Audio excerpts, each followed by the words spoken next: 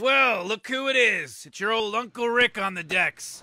And now I'm taking over this whole presentation. Hey, Rick, what are you doing in here? Morty, check this out. Rick. Morty. Rick. Morty. Rick. Morty. Rick. Morty. Rick.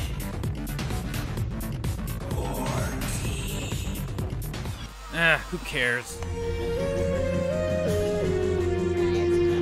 So first, can you give us a hint on what to expect in season 4 and describe any characters or voice actors that you're going to have on? Yes. Wendy? John Lithgow passed. I know we tried to get him. You know, are we allowed? We had a couple other. Can we say Paul famous, Giamatti? Yeah, Paul Giamatti. Why not? No, he didn't pass. All right. He actually. He said yes. He said yes. And you know what? God bless you, Paul Giamatti. You're a hero, an angel. No, sorry, go ahead. No, we probably are not allowed to say any of these things, right? Yeah. I'm actually realizing right now. We might recast him. We don't know. Can We haven't heard what he's done yet. I'm recording him tomorrow. Okay, what was the question? Any characters or? There's going to be 3 robots. Rick is going to learn a very valuable lesson and pay a heavy price. And Morty too, I think at one point. Like the characters are going to generally want a thing and then cross a threshold and a journey to get it. New situations and then pay a heavy price and kind of achieve the things that they didn't know they wanted. Spit back out and they're going to be. Oh yeah, that's right. That's right. Go to a commercial, then come back and go across a return threshold. Where they burst through the sort of ashes back into the both worlds. Yeah. The sincere answer is what Dan is. It's a dream come true. This little baby basic cable midnight block and then achieved bliss and like people know the show. Yeah, it's crazy. I guess the one thing that's a bummer is that like when the A-listers like glass half empty. Go ahead. Yeah, it is. What happened, though? What is it? People that you always admired, you're like, oh my God, Susan Sarandon, like she knows the show, but then they always follow it up with, yeah, it's my kid. My kid likes the show. I do have a question for you. You did the video with PewDiePie. Oh yeah. Yes. How was that? What was that like for you? Honest to God, truth is we were. Oh God, I almost. What happened? No, nothing. I caught myself. I can't really tell you the true story of how that happened. But I will say that I was hanging out with Elon, and then he said, will you do this thing with me? And I was like, yeah. And then I didn't know what it was at first. And I was like, oh, this is the thing, the PewDiePie thing. And that's the truth. The meme review. The meme review, yes. And Dan knows where I was, where I were. You were recording. Go away. Okay. We were just hanging out with Elon Musk for no reason. Thank you so much. I had car trouble, so we were hanging out with Elon. Yeah. Welcome back, everyone. It's Charlie. We have a brand new Rick and Morty Season 4 teaser to break down and an interview with Dan and Justin about what's going on during Season 4. Isn't it surprising that they're using so much overt evil Morty to promote the Season 4 episodes? So we'll break it all down. There's giveaway stuff I'm doing I'll explain at the end of the video, but if you're brand new to the channel, be sure to subscribe to get all the Easter egg videos. Of course, I'll be doing Rick and Morty episode videos just like I did for Season 3, and I'll talk about the release date at the end of the video too. But just starting with the footage, Rick hijacks the promo using his computer. Notice he's drinking pure alcohol here. Totally nice, day drinker. His special helmet that he's been building in a box in the garage is now in the background, the one that everyone thinks that he's going to use to end himself with a special fluid. There's also a bunch of pictures on the wall of his past adventures. There's Dr. Xenon Bloom from Anatomy Park, still salty about Pirates of the Pancreas. There's a picture of Zeep Zanflorp, who's supposed to be sort of his Khan from Wrath of Khan. Supposedly he's still alive down in the microverse. Dan and Justin have joked about bringing him back, but because time moves so much faster for them at that level, if they ever did bring him back, they'd have to find a way to explain how he counteracted the flow of time down there. There's a picture of Aberdolf Linkler, may he rest in peace. This amorphous blob creature seems like it's one of the people from C-137 Cronenberg Earth. More Meeseeks. I think there are actually some Meeseeks Easter eggs that they're including in the new Season 4 episodes, but I don't know how big the Meeseeks themselves are going to be during Season 4. Then there's a whole bunch of different versions of Ricks consuming Mortys, a very apt metaphor for their relationship in the series, with a big evil Morty twist at the end.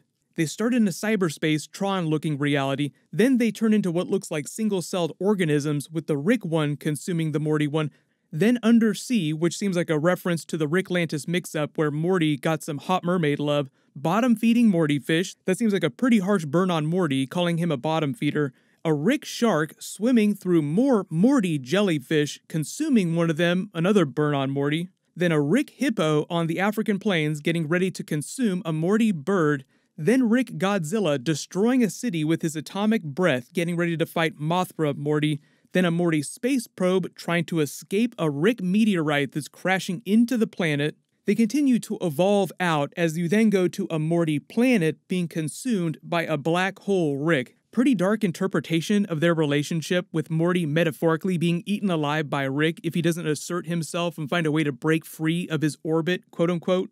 Then, surprise twist, god-level evil Morty crushing both of their celestial bodies as if he somehow exists on a level beyond both of them.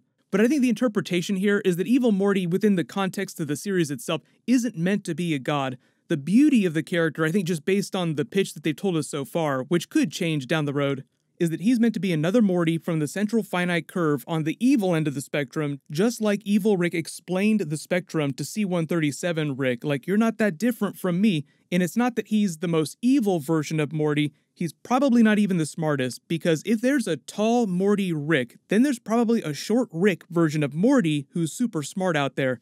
The theory is the evil Morty is supposed to be a Morty who was just in the right place at the right time, came to a grand realization about his purpose in all of this in the central finite curve, and went about making his vision a reality with the same stubborn determination that a Rick would. He's just a completely unchained version of Morty. A Morty that's gotten too high on himself, jumped up his own butt too much, the way that Rick explained to him back during the original Evil Morty episode in Season 1. But in theorizing that evil Morty didn't start out as a particularly special version of Morty, it's a way of metaphorically saying that our Morty also has the potential to be just as great or just as evil and accomplish all these things if he wanted it bad enough.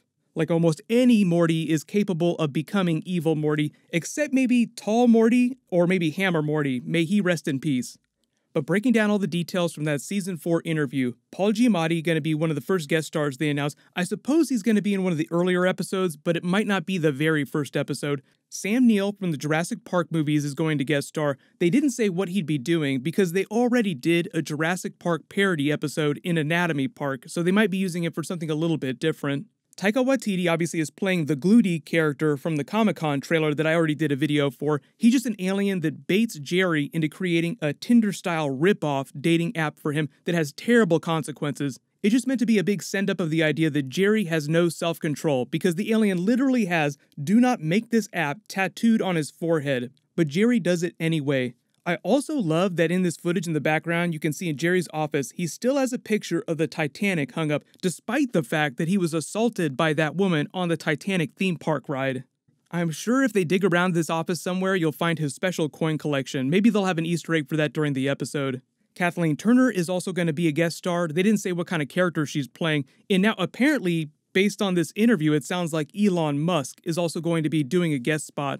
Because they spent almost the whole last minute of that interview trying to not tell an Elon Musk story, then backtracking a lot, like we totally just didn't say that we were recording Elon Musk at his office for some reason. And that's also where he explains the PewDiePie meme review video and how Justin Roiland wound up doing that video.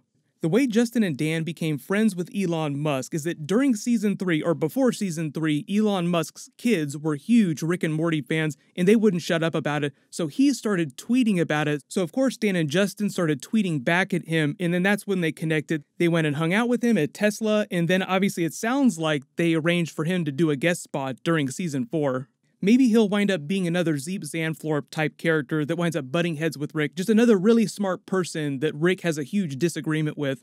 As for the Season 4 release date, they've only said November, but right now they've scheduled Genndy Tartakovsky's Primal for early October. That's going to finish airing October 11th, so they might use that to promote Rick and Morty Season 4. They'll probably drop a trailer sometime during that too.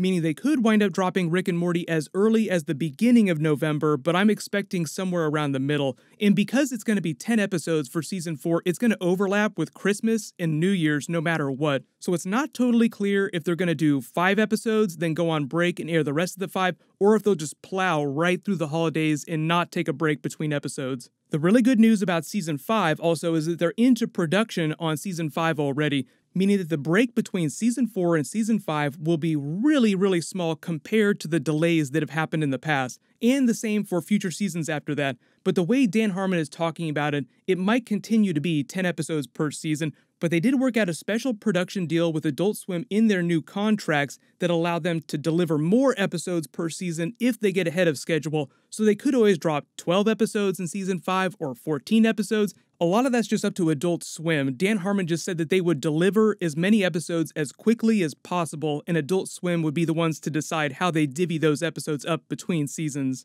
I'll keep doing Rick and Morty bonus videos as we get closer to the premiere. If you have a video that you want to request, just post it in the comments below. And there is a Rick and Morty merch giveaway that I'll do in my Rick and Morty videos. All you have to do to enter that is be a subscriber and leave your best Season 4 theory on the video. I'll name a winner when I post my next Rick and Morty video. Click here for my breakdown of that Comic-Con trailer, and click here for all my Rick and Morty Season 3 Easter egg videos. Thank you so much for watching. Everybody stay awesome. I'll see you guys tonight.